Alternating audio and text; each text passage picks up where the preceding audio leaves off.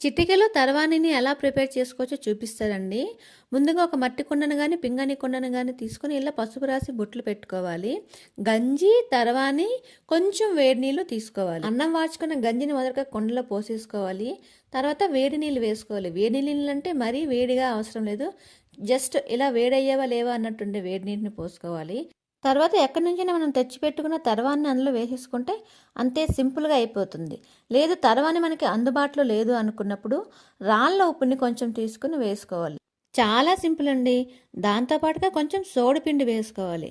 సోడిపిండి అంటే రాగిపిండి అనమాట. ఈ రెండు వేసేసి కొంచెం బాగా కలిపేసుకొని అందుబాటులో ఉంటే ఒక 2 ఈత ఆకులు వేసుకోవచ్చు. లేదనుకున్నప్పుడు నిమ్మకాయని కట్ చేసి ఒక ముక్క అందులో అలా పెట్టేసేయచ్చు. లేదు అవేవి ఇష్టం లేనప్పుడు ఇలా ప్లెయిన్గా కూడా పెట్టేసుకోవచ్చు. దీన్ని ఇలా ఒక 3 రోజులు పక్కన ఉంచేయాలి. 3 రోజుల తర్వాత తర్వాన్ని మొత్తం మంచిగా కలిపేసుకొని వీడియోలో చూపిస్తున్నట్టు ఒక 3 సార్లు దిష్టి తీసేసుకోండి. ఎందుకో అని అడగండి, నాకు కూడా తెలీదు. మా నాన్నమ్మ అలా చేసేది, నేను దాన్ని ఫాలో అయిపోతున్నా అంతే.